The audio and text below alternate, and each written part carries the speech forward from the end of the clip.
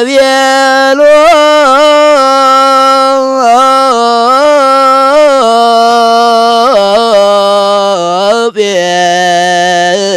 ጴጥሮስ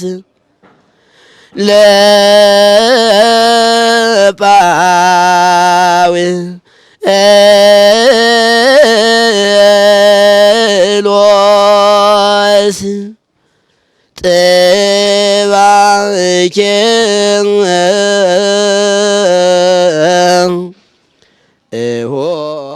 በስመ አብ ወወልድ ወመንፈስ ቅዱስ አሐዱ አምላክ። በመላው ዓለም የምትኖሩ የእግዚአብሔር ሰዎች የቅዱስ ቤተክርስቲያን ልጆች ሁላችሁም በእያላችሁበት ጽንፈ ምድር የእግዚአብሔር ሰላምታ ይብዛላችሁ። እንደምን አላችሁ? እንደምን ከረማችሁ?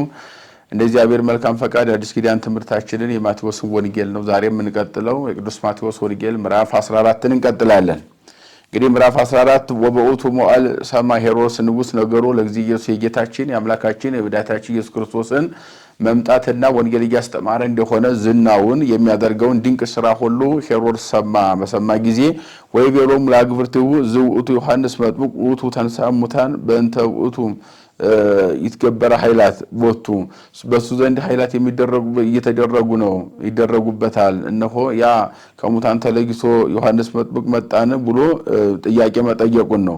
እስመ ውእቱ ሄሮድስ ሀዞ ለዮሐንስ ወሞቆ በቤተ ሞቅህ በእንተ ሄሮዳዳ በሲተ ፊልጶስ ወሁ ስለሚስቱ ስለ ፊልጶስ ስለ ወንድሙ ሚስት ዮሐንስን ይዞ አስሮት ስለነበረ በዚህ ላይ የምንመለከተው መጥምቀ መለኮት ቅዱስ ዮሐንስ መጥምቀ ክርስቶስ ቅዱስ ዮሐንስ ወንጌል በሚሰብክበት ጊዜ ሄሮድስ የወንድሙን የፊልጶስን ሚስት ለማግባት አስቦ ነበር። በሚያስብበት ጊዜ ይህን እየደለ ወከታው ሲተውከ ፊልጶስ የወንድምህን ሚስት ልታገባ አይገባህም አይፈቅድልም ሕግ አይፈቅድም ብሎ ዮሐንስ ገስጾት ነበር። በዚህ ምክንያት ሄሮድስ ዮሐንስን ይህን ለምን አታሳስረውም? ለምን ንጉሥ አይደለ አገር መሪ አይደለህ? ለምን ይገስጻል? ለምን ያገርሃል? ብለው ክፉ ሰዎች መክረውት ዮሐንስን አሳስሮት ነበረ። ያንን ያውቃል እሱ። እስመ ይቤሎ ዮሐንስ ሎቱ እይከውነ ከታውስ በሲተው ከፊልጶስ ልታገባ የወንድምህን የፊልጶስ ሚስት አይገባህም አለው። ወንዘ ይፈቅድ ይቅትሎ ሊገለው ይፈልግ ነበረ። ይፈርሆሙ ለሕዝብ እስመ ከመ ነቢይ ይወለ ዮሐንስ ነገር ግን ሕዝቡ ዮሐንስን እንደ ነቢይ ያዩት ያከብሩት እንደ አባት ያከብሩት እንደ ነቢይ ያዩት ስለነበረ በስብከቱም በትምህርቱም ይማረኩ ስለነበረ ሕዝቡን ይፈራ ነበረ ሄሮድስ። ወከዊኖ ዕለተ ልደቱ ለሄሮድስ መጻት ወለተ ሄሮዳዳ ወዘፈነት ሎቱ ቅድሜሁም ዕለተ ልደቱን አሕዛብ ልደታቸውን ማክበር ልማደ አሕዛብ ነው።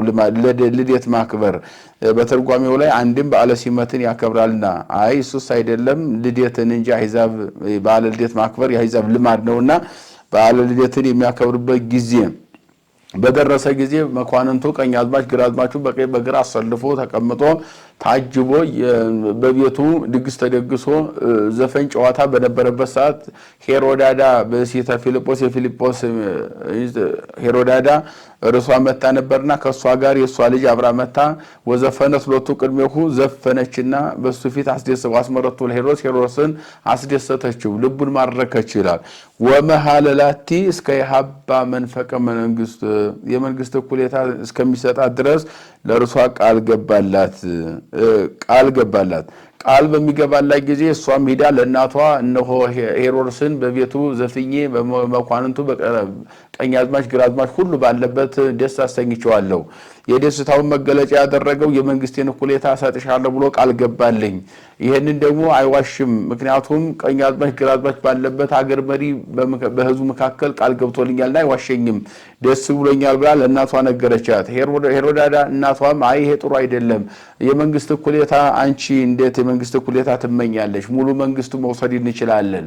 ያን የምናደርግበት መንገድ ደግሞ ሄሮድስ እኔን የፊልጶስ ሚስት እኔን ማግባት አለበት ሄሮድስ ሊያገባ ይፈልጋል። ለዚህ እንቅፋት የሆነው ዮሐንስ መጥምቅ የተባለው ዮሐንስ ነው። ስለዚህ ርሱን አንገቱን ቆርጠሽ ስጠኝ ብለሽ ጠይቂው፣ ቃል ከገባልሽ ይህን ያድርግልሽ ብላ ክፉ ምክር ሰይጣናዊ ምክር እንደመከረቻት ከዚያ በኋላ ሷም ሄዳ ደግሞ ሀበኒ በኃይል ርዕሰ ዮሐንስ ወንጌላዊ የወንጌላዊውን የዮሐንስን የመጥምቀ ክርስቶስ የዮሐንስን አንገት ቆርጠህ በዲስት አድርገህ ስጠኝ ብላ ወታደሮችን አዞ በእስር ቤት እያለ ዮሐንስን በአንገቱን አስቆርጦ በዲስት አድርጎ ለሷ እንደሰጣትና ወስዳ ለእናቷ ለሄሮዳዳ እንደሰጠቻት የዮሐንስን አንገት በዲስት አድርጋ ሰጠቻት። እነሆ ያ ክፉ የሚናገረው አንደበትህ እኔን ሄሮድስ እንዲያልገባ የከለከለ አንደበት ተዘጋ ብላ በወስፊም ቢሉ ሊቃውንት ሰፊ ነበረችና እየሰፋች ነበርና በእንዝርት አይኑን በምትወጋው ጊዜ ክንፍ አውጥቶ በጥፊ መታትና ምድር ተከፍታ እሷን ዋጠቻት። ከዚያም በኋላ 15 ዓመትም ቢሉ ሊቃውንት 30 ዓመትም ይላሉ። ግን 15 ዓመት የሚለው በተለያዩ መጻሕፍትም ሊቃውንትም ይተባበሩበታል። እየዞረች 7 ዓመትም 15 ዓመትም ይላሉ። 15 ዓመት የሚለውን ሁሉ ይተባበሩበታልና 15 ዓመት ክንፍ አውጥቶ እየዞረ ዮሐንስ ራስ ወንጌል እንደሰበከች ሊቃውንት ይተርካሉ። ይሄንን ይነግረናል የመጀመሪያው ክፍል። ሁለተኛው ክፍል የሚነግረን ደግሞ ጌታችን አምላካችን መድኃኒታችን ኢየሱስ ክርስቶስ በዚህ ምድር ላይ እያስተማረ ባለበት ሰዓት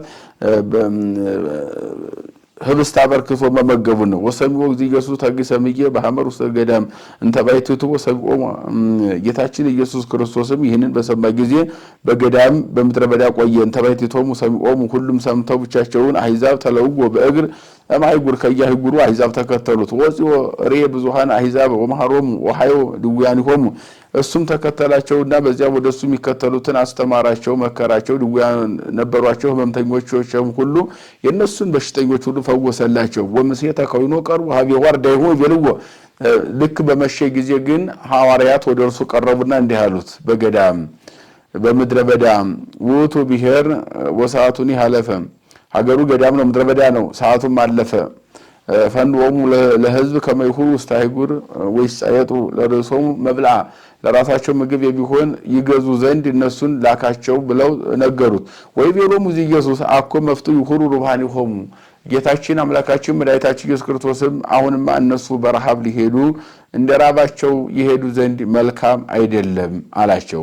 ወይቤልዎም አልብነ ዚየ ዘንበለ ሐመስ ህብስት ወከልኤቲ ዓሣት እነ ሐዋርያትም ለጌታችን ኢየሱስ ክርስቶስ ታዲያ ተርበው አይሄዱም ካልክ ምን እናደርጋቸዋለን? ወደ ሰፈር ሂደው ራሳቸው ለብነው ቢበሉ ይሻላል እንጂ ከዚህ ገዳም ነው፣ ምድረ በዳ ነው፣ ምን ያገኛሉ? ከኛ ያለው ደግሞ 5 እንጀራ 2 ዓሣ ብቻ ነው። እንዴት አድርገን ይሄንን አንሰጣቸው? አይበቃ ለማንም አይሆንም ብለው ላለነው ለኛም አይበቃም ብለው ነገሩት።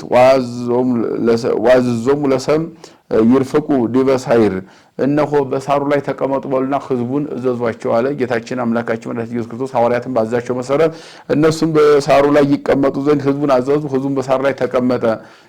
ያን 2 ዓሣና 5 እንጀራ አቅርቡላቸው አለ። ያን አቀረቡ። ያንንም ሁሉም በልተው 12 ቅርጫት ተረፈ ነው የሚለው።